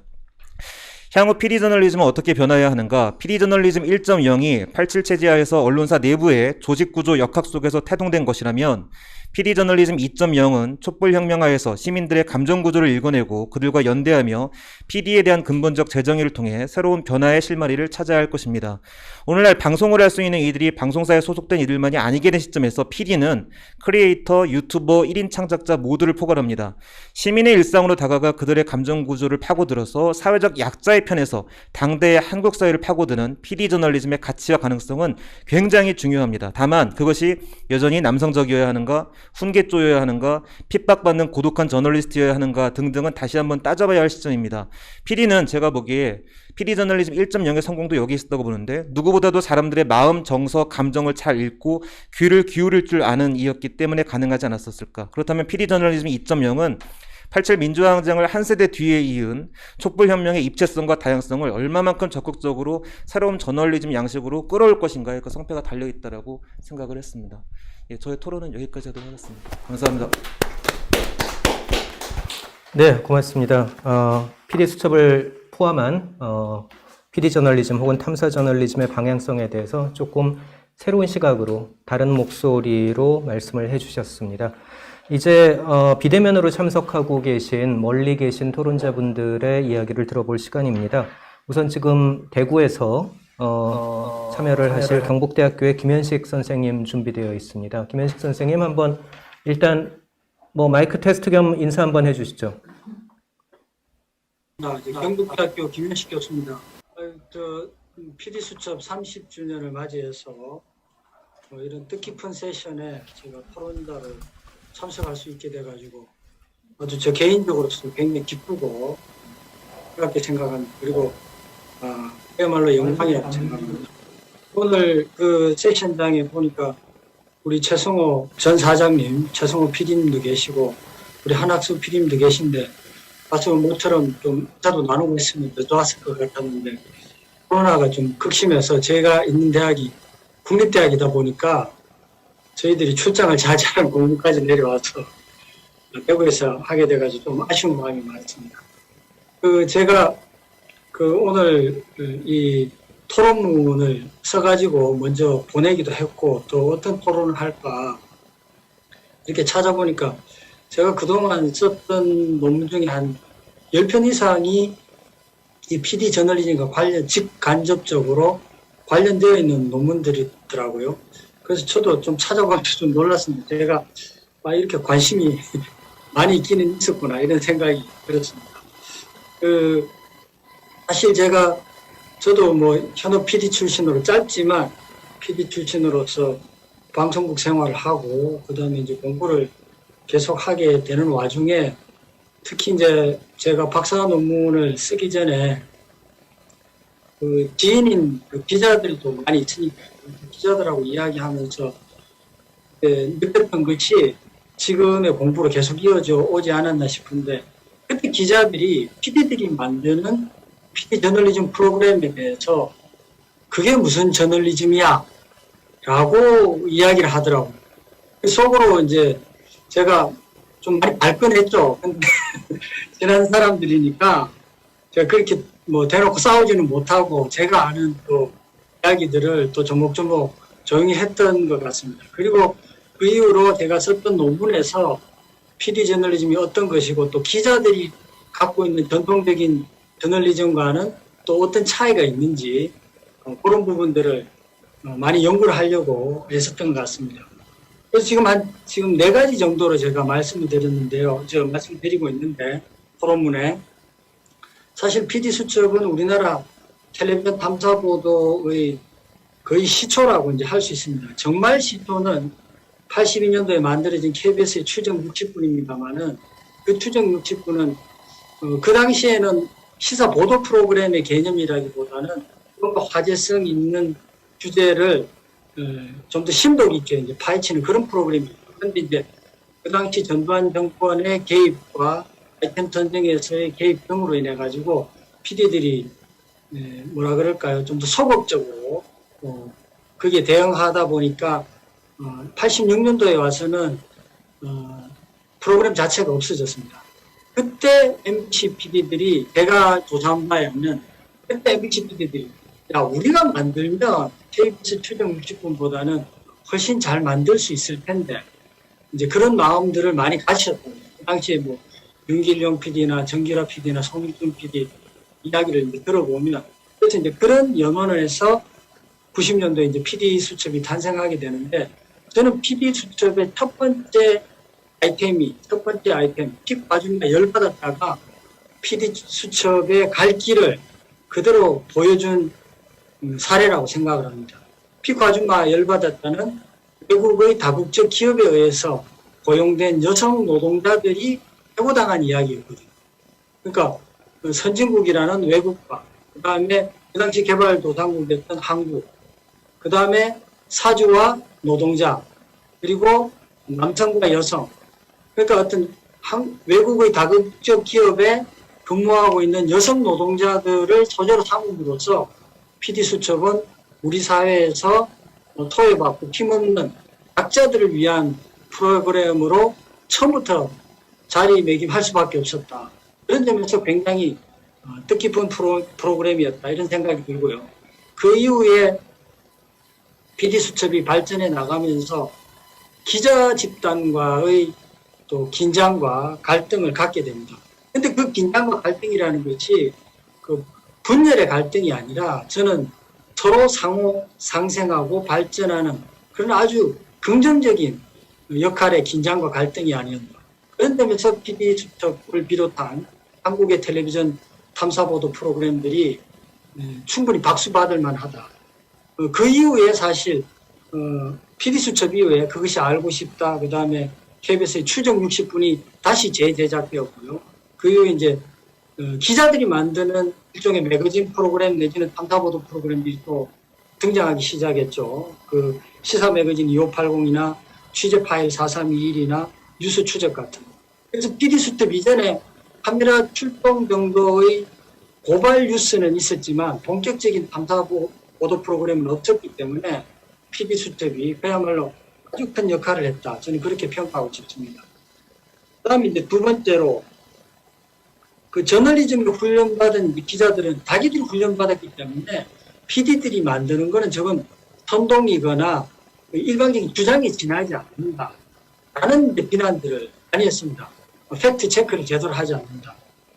그런데 이제 지금 오늘 한학수 PD께서도 발표하셨습니다만은 실제로 우리가 이제 연구를 해보면 PD들이 기자들 못지않게 팩트 체크라든지 팩트에 대한 중요성을 굉장히 강하게 인식하고 있다는 거예요. 물론 제가 2005년도에 발표한 논문을 보면 그 당시에 제가 PD 수첩 제작진을 상대로 연구했을 때는 데스킹 기능이 조금 많이 약했었던 것 같습니다. 될 수 있으면 PD한테 자율성을 최대한 부여하고 소재 선정이라든지 아니면 프로그램 제작에 있어서 그 작가와 PD의 제작 자율성을 충분히 존중하다 보니까, 왜냐하면 그거는 87년 이전의 체제에서 우리가 갖고 있는 뭐 트라우마 같은 거였다고 생각을 합니다. 상부로부터의 개입으로 인해 가지고 제작진의 제작 자율성이 침해받는 거기에 대한 반작용으로서 좀 어려운 부분이 있어서 데스킹 기능이 다소 좀 작았다고 생각을 하는데, 그 이후에 많은 발전을 거듭하면서 좀 더 체계적으로 이렇게 바뀐 걸 보니까 저 자신도 이거는 굉장히 바람직하고 앞으로도 굉장히 중요한 체제로서 계속 다른 탐사보도 프로그램들도 본받을 만한 그런 시스템을 만든 게 아닌가 그런 생각이 듭니다. 또 제 논문에서도 2009년 제 논문에서도 밝혀진 바에 의하면은 그 기자들보다도 PD들이 사실성을 더 중요하게 생각하는 부분이 있습니다.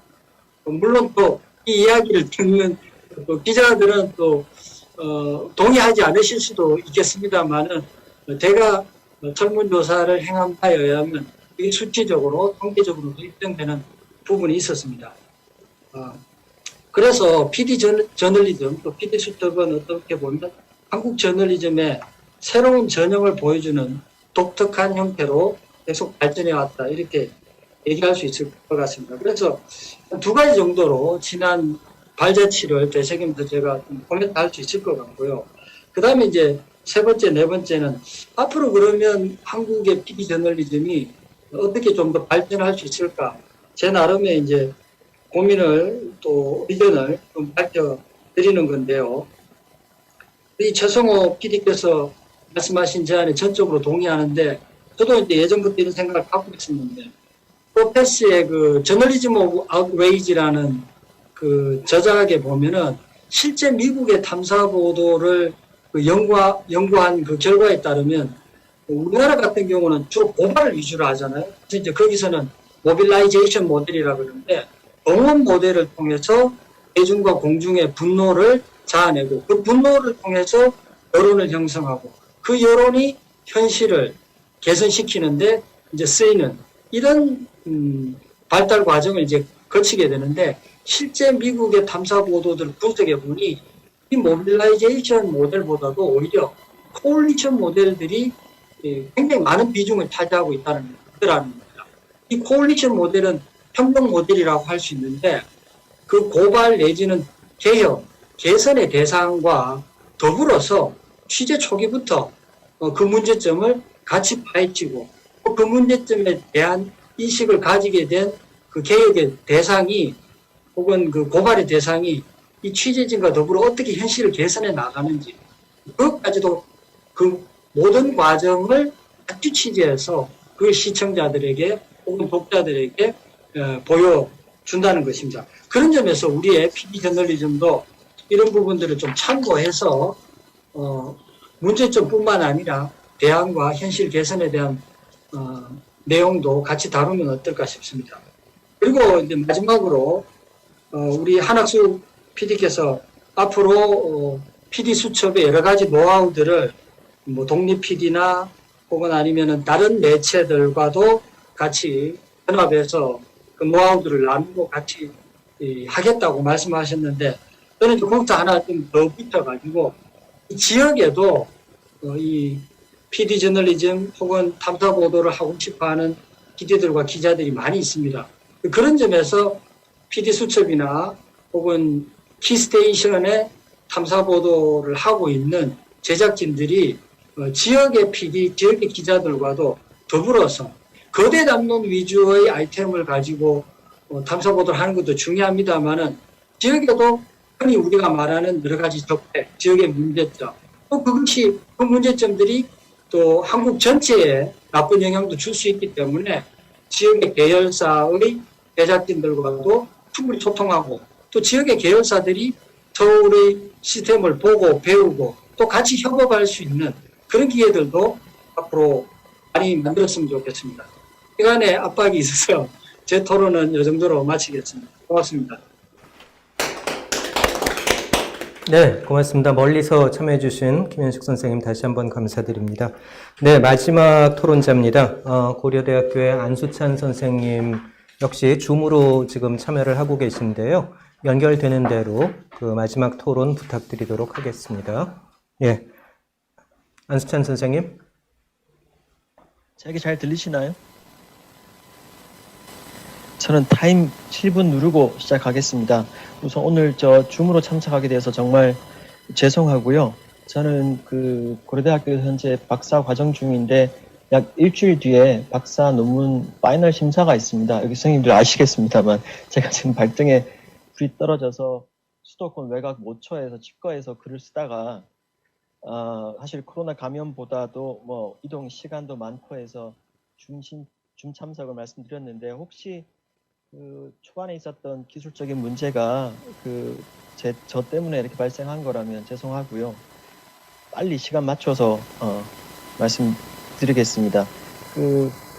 방금 제 소개 드리면서 말씀드렸지만 사실 제가 오늘 이 자리에 있을 토론자로 참석할 만한 자격에 부합하는지는 조금 의문입니다. 제가 학자도 아니고 박사 논문을 쓰고 있는 학생에 불과하고요.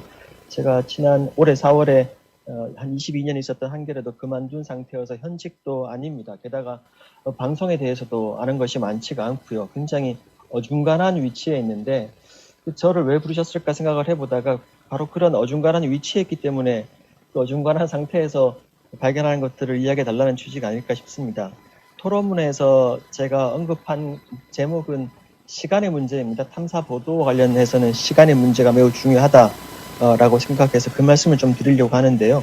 토론문에 인용해 놓은 외국 해외 논문이 한 편이 있습니다. 제 박사 논문 주제와 직접 관련은 없지만 이것저것 뒤지다가 우연히 발견하게 되었는데 저도 탐사 보도에 관심이 있어서 제 눈을 의심하면서 읽었던 논문입니다. 이게 간략히 말씀드리면 1976년부터 2012년까지 미국 탐사보도 기자협회의 그 매년 연간 시상에 제출된 후보작들이 어떤 기사들인지를 쭉 조사를 했는데 약 한 757건의 기사를 분석한 자료입니다. 세부 유목들은 제가 조금 건너뛰겠습니다. 핵심인 시간의 문제만 언급하고 지나가겠습니다. 여기 보시면 이 757건 분석 대상이었던 후보작 기사의 평균 취재 시간이 약 20주입니다. 5개월씩 취재했다는 뜻입니다.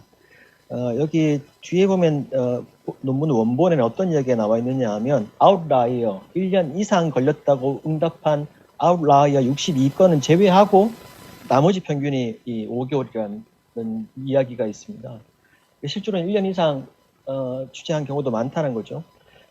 대형 신문이 보통 28.7주, 한 7개월 동안 취재했다는 거고요. 네트워크 TV가 46.4주 평균 취재 시간입니다. 1년 동안 취재했다는 뜻입니다. 시간 말씀드리는 이유는 탐사보도를 여러 가지 방식으로 설명할 수 있지만 기본적으로는 시간과 자원을 투입해서 취재 보도하는 장르라고 생각을 합니다.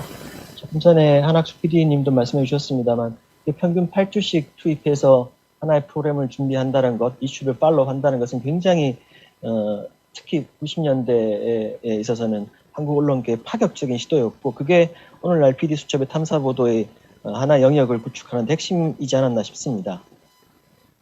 근데 문제는 이제 그 8주가 좀 이제는 한계에 도달했다는 생각입니다. 제가 토론문에 한국 언론계의 탐사보도를 크게 건천 모델과 오아시스 모델이라는 비유를 들어 설명을 했는데 건천 모델이라 하면 가끔씩 평상시에는 강바닥을 드러내고 있다가 아주 가끔씩만 물이 넘친다는 뜻인데 한국의 주류 미디어, 이른바 대형신문과 방송사, 특히 기자 저널리즘의 대부분은 간헐적으로만 탐사보도팀을 만들어서 유지해왔습니다.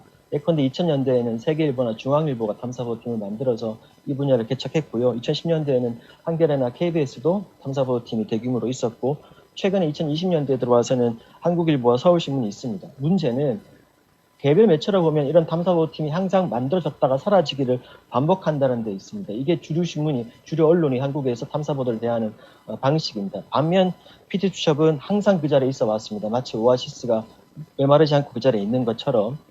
그런데 이 오아시스의 비유에서 알 수 있듯이 오아시스의 또 다른 특징은 항상 그 자리에 있긴 하지만 약간 고립되어 있습니다. 뉴스 생태계 전반에 걸쳐서 보자면 조금 전에 홍성일 선생님께서 그 말씀을 해주셨습니다만 사실은 PD수첩이 늘 그 자리에서 탐사보도, 탐사저널리즘의 자리를 지켜오긴 하셨지만 뉴스 생태계 전반에 있어서는 약간 고립되고 있는, 특히 뉴미디어 플랫폼을 중심으로 하는 최근 상황에서는 이게 얼마나 소통 혹은 확산되고 있는지에 관련된 의문을 제기시키는 측면이 있습니다. 그리고 텍스트나 장르 차원에서는 관성이나 약간 낡았다는 느낌을 주는 대목들도 있고요. 또 한 가지 이 오아시스 모델의 문제는 예컨대 뉴스타파 이제 협업한다고 말씀하셨는데 그 탐사보도에 있어서 강소 모델이 있습니다. 미국의 경우에도 프로퍼블리카처럼 소규모 그룹들이 탐사보도 전담하는 한국의 뉴스타파가 대표적이죠. 탐사보도에 있어서 강소 모델은 앞으로도 계속 만들어질 겁니다. 근데 MBC PD수첩이 독특했던 이유는 주류 미디어의 핵심으로 이 탐사보도를 추구했다는 데 있습니다. 그렇다면 PD수첩의 영향력은 강소 모델로서 그 지위를 만족할 것이 아니라 공영방송, 오늘 최승호 PD님 발제문에 나와 있습니다. 공영방송으로서의 MBC란 전체 브랜드 혹은 미디어와의 관계에서 좀 더 고민해 봐야 되는 게 아닌가 싶습니다. 그와 관련해서 아까 이제 그 기자 혹은 이제 작가 관련된 이야기들을 조금씩 해주셨는데 이게 PD수첩 내부로만 보자면 큰 문제가 없겠지만 MBC라는 미디어 전체 또 나아가서는 공영방송이라는 지위에서 PD수첩으로 대표되어지는 탐사보도 저널리즘의 확장성과 변화 가능성을 생각할 때는 제법 중요한 문제가 될 수 있습니다. 첫 번째, 거듭 말씀드리지만 저희가 세계 수준을 다 따라갈 수는 없겠습니다만 글로벌 스탠다드 차원에서 보면 탐사보도를 하면 보통 6개월짜리 혹은 1년짜리들입니다. 이게 90년대까지는 8주 취재를 하는 것만으로도 한국의 기자들 대부분을 추월할 수 있는 충분 조건이었겠지만 이제는 아닌 것 같습니다. 한국 언론에 관련된 잘못된 오해 중에 하나가 전체 언론, 기자 중심의 저널리즘으로 보았을 때 전체 언론의 평균은 굉장히 품질이 저하되어 있습니다만 최근 10여 년 혹은 20년 동안 한국 기자상이나 관영 언론상을 받은 수상작들을 살펴보면 굉장히 그 수준이 높다는 것을 알 수 있습니다. 즉 전체 평균값은 예컨대 포털 등등 환경이 낮아졌지만 그 탁월성의 최고 정점에 있는 탐사보도는 기자 직군에서도 제법 많이 이른바 진화 발전을 시켰습니다. 그리고 그 기자들의 상당수는 8주 이상씩 취재를 합니다. 당연히 두 번째 문제랑 이어지는데 이 문제를 해결하기 위해서는 자원 투입이 꼭 필요합니다. 예컨대 기자 PD 간의 직역 차이 혹은 PD와 작가 간의 관계 혹은 조금 전에 말씀 주셨던 지역 기사와의 관계 등등을 통해서 어떤 식으로든지 간에 탐사보도의 주체를 늘려야지 MBC 내부에서의 탐사보도 저널리즘이 그냥 하나의 부분이 아니라 MBC라는 브랜드 혹은 공영방송을 대표하는 영역으로 성장할 수 있을 것입니다.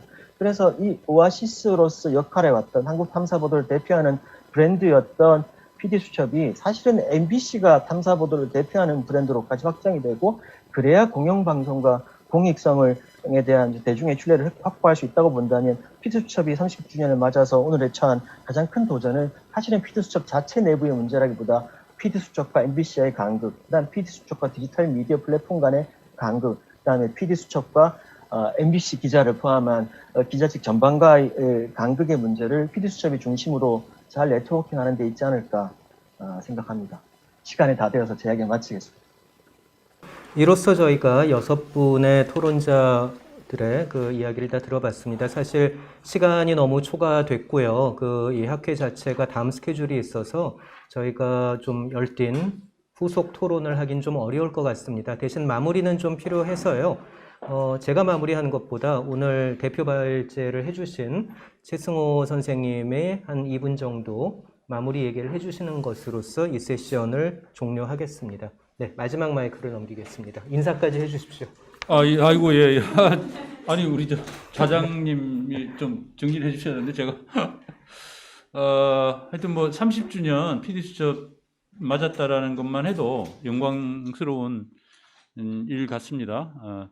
근데 이제 사실은 지금까지도 PD수첩이 정말 어려운 과정을 겪어왔지만은 아마 앞으로는 더 어렵지 않을까 하는 그런 생각을 하고 정말 새로운 각오와 패러다임을 뛰어넘는 노력이 필요하다라는 생각을 합니다. 오늘 이 자리에서 나온 여러 가지 이야기들을 참고해서 PD수첩 팀에서 아마 패러다임을 뛰어넘는 노력들을 하지 않을까. 저도 거리의 만찬 한번 챙겨봐야 되겠네요. 그리고 또 취재 시간의 문제, 아까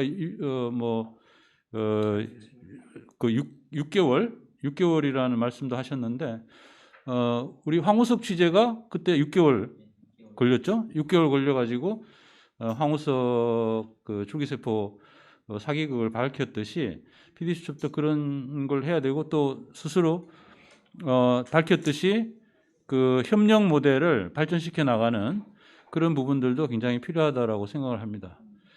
근데 이제 제가 아까도 말씀드렸지만 결국 중요한 것은 공영방송을 살리는 이 지배구조 문제, 민주적인 지배구조를 확보해 줄 것과 재원 문제를 해결해 주는 것.